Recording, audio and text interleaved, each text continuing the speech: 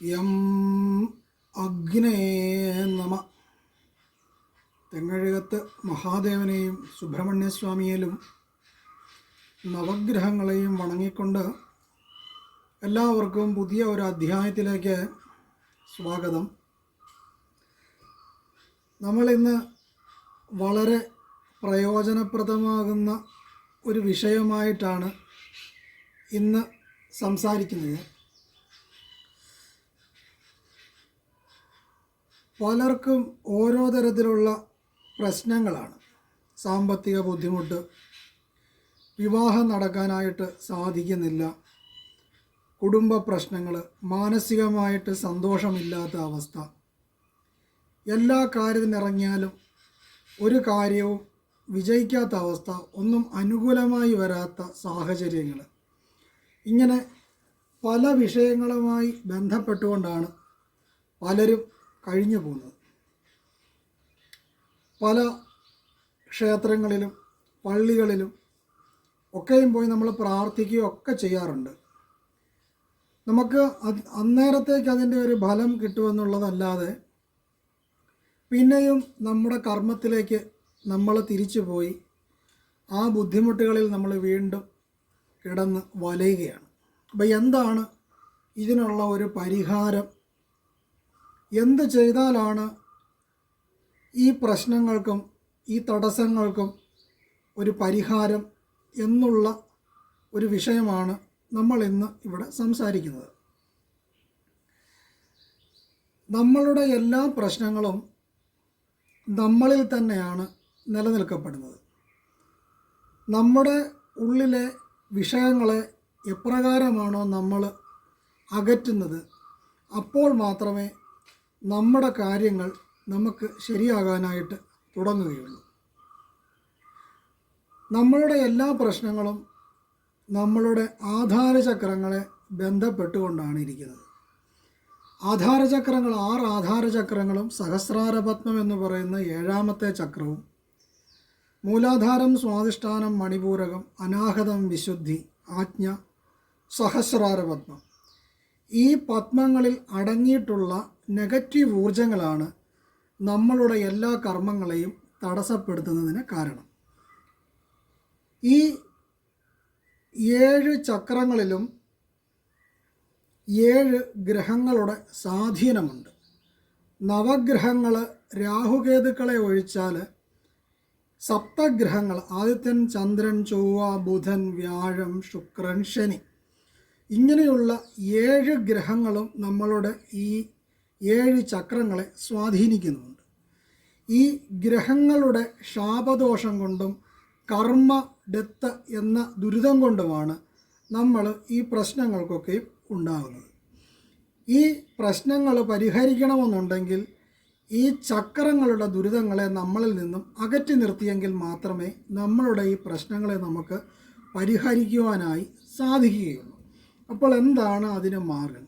അതിന് പല മാർഗങ്ങളുണ്ടെങ്കിലും സിദ്ധന്മാർ ഉപദേശിച്ചു തന്ന ഈ ഗ്രഹദോഷങ്ങളിൽ നിന്നും കർമ്മദോഷങ്ങളിൽ നിന്നും നമുക്ക് മുക്തി നേടുന്നതിന് വേണ്ടി യോഗീശ്വരന്മാർ, സിദ്ധന്മാർ ഉപാസിക്കുന്ന കുറച്ച് മെത്തേഡുകളിൽ ഒരു ഭാഗമാണ് നമ്മൾ ഇന്നിവിടെ പറയുന്നത്.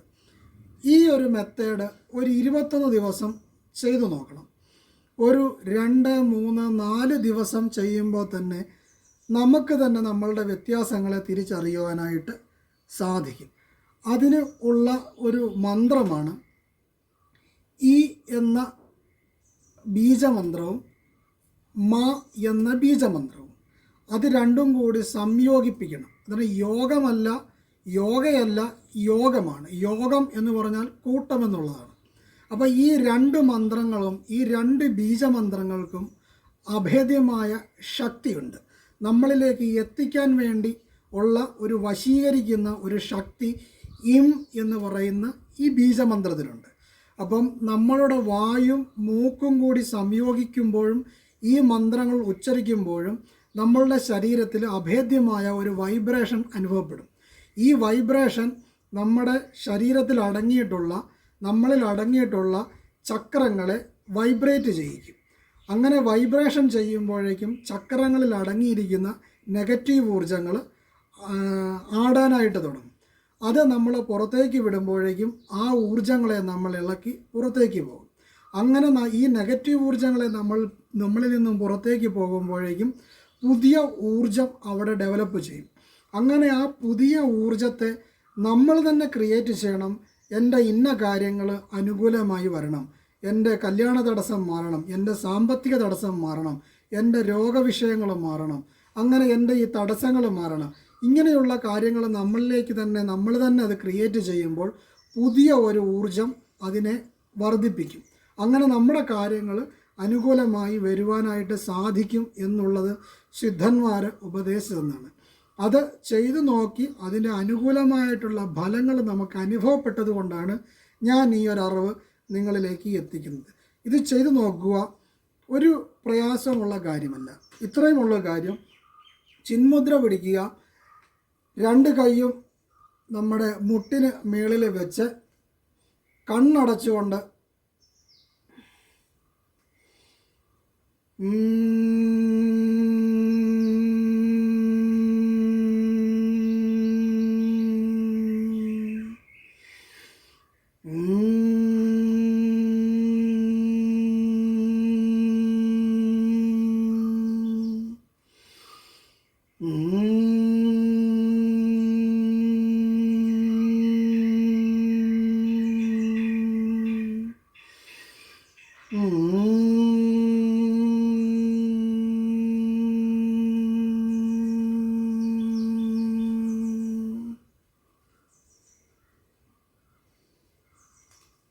ഈ ഒരു ക്രിയ ഒരു 15 മിനിറ്റ് നേരം രാവിലെയോ വൈകുന്നേര സമയങ്ങളിലോ ചെയ്തു നോക്കുക.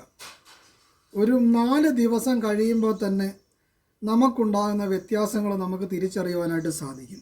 ഒരു 21 ദിവസം പരമാവധി ഇത് ചെയ്തു നോക്കിക്കഴിഞ്ഞാൽ അഭേദ്യമായിട്ടുള്ള റിസൾട്ട് നമുക്കുണ്ടാകുന്നതാണ്.